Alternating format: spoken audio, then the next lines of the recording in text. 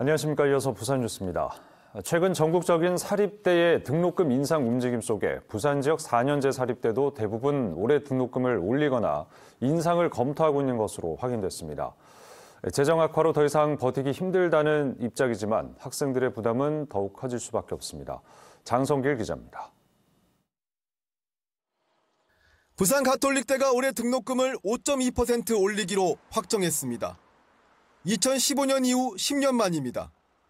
대학 측은 인건비와 물가 등이 크게 상승해 학교 재정이 어려운 상황이며 인상된 등록금은 학생들의 실습 여건 개선과 장학금을 확대하는 데 최대한 투입하겠다고 밝혔습니다. 이에 앞서 경성대도 등록금 심의위원회를 열어 지난해에 이어 올해도 등록금을 5.48% 인상했고 신라대는 등록금 인상 상한선인 5.49% 올리는 안이 유력한 상황입니다. 다른 사립대도 상황은 비슷합니다.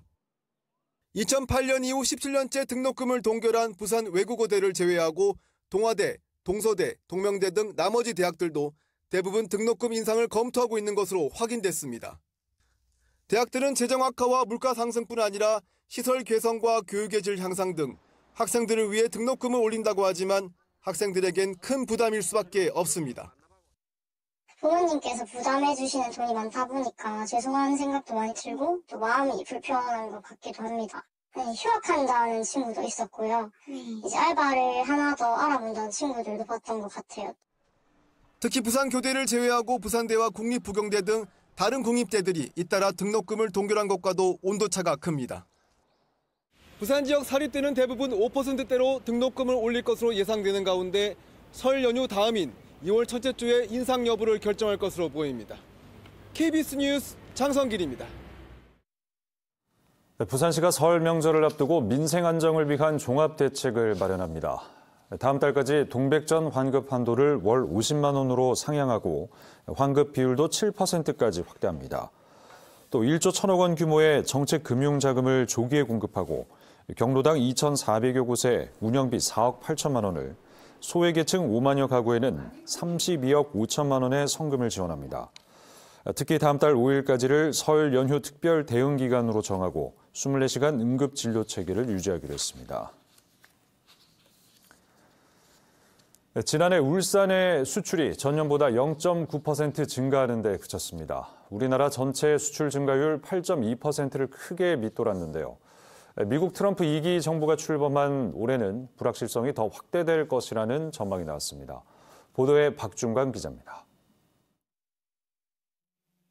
울산 최대 수출 품목인 자동차, 하이브리드 차량을 중심으로 친환경차 수출이 역대 최대 규모를 달성했지만 지난해 수출은 273억 달러로 1년 전에 비해 겨우 1.3% 증가했습니다.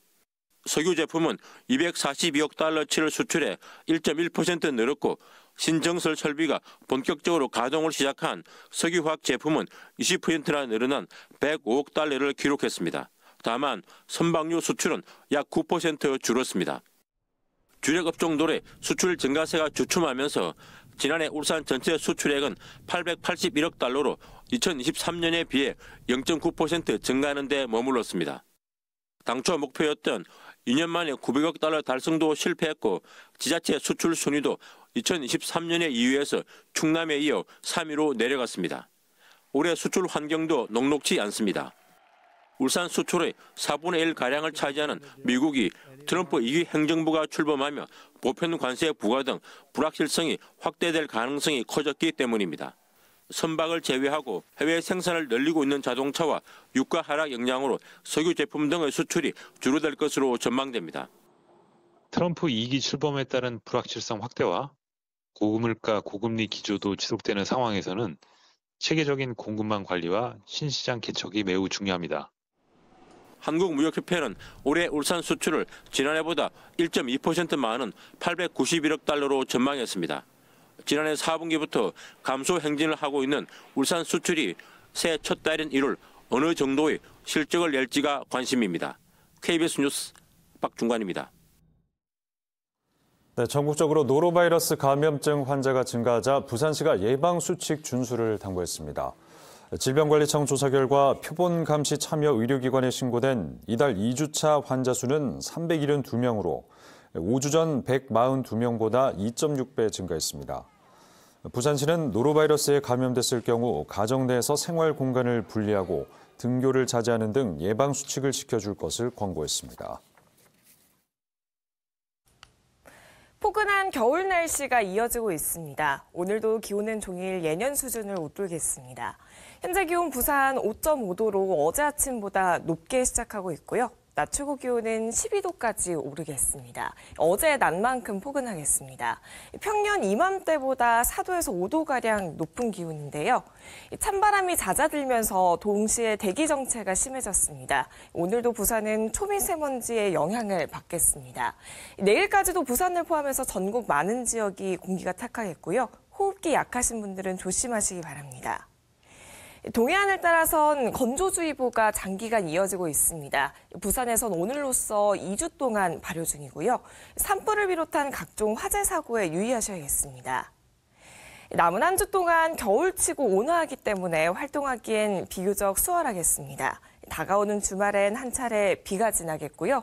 다음 주 설 연휴엔 다시 기온이 내림세를 띠겠습니다. 이맘때 겨울 날씨를 보이겠습니다. 자세한 지역별 기온 살펴보겠습니다. 현재 기온 울산이 2.4도, 양산이 2.1도, 김해가 1.4도로 시작하고 있습니다. 낮 최고 기온은 대부분 지역이 11도에서 13도 안팎 예상되고요. 바다의 물결은 동해삼과 남해상 모두 잔잔하겠습니다. 지금까지 날씨 전해드렸습니다. 네, 부산진경찰서는 금은방과 휴대전화 매장 등을 돌며 상습 절도 행각을 벌인 혐의로 20대 남성에 대해 구속영장을 신청했습니다. 이 남성은 지난 20일 저녁 6시쯤 부산 진구의 한 금은방에서 시가 180만 원 상당의 금목걸이를 훔쳐 달아나는 등 지난해 11월부터 2달 동안 3차례에 걸쳐 400만 원 상당의 귀금속과 휴대전화를 훔친 혐의를 받고 있습니다. 경찰은 설 연휴를 맞아 상가나 점포를 대상으로 한 절도 범행이 늘어날 것으로 예상된다며 주의를 당부했습니다.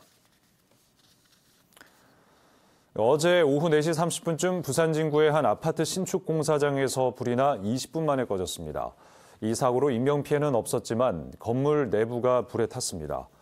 경찰과 소방당국은 상가동에서 불이 시작된 것으로 보고 정확한 사고 원인을 조사하고 있습니다. KBS 부산방송총국의 제32기 시청자위원회가 새롭게 구성돼 어제 첫 회의를 열었습니다.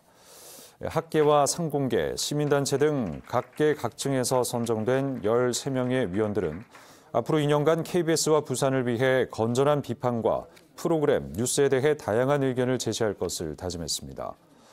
또 제32기 시청자위원회는 김영도 동의과학대 총장을 시청자위원장으로 박성진, 신유정을 부위원장으로 선출했습니다. 부산신용보증재단은 지난해 12월 말 기준 빚을 갚지 못한 소상공인의 대출 규모인 사고액이 2,633억 원으로 역대 최대를 기록했다고 밝혔습니다.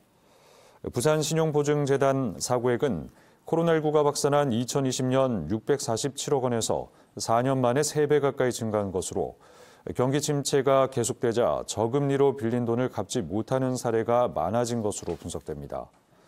사고액이 증가하며 재단에서 보증을 쓴 대출금을 변제하기 위해 투입하는 재원도 지난해 처음으로 2천억 원을 넘어섰습니다.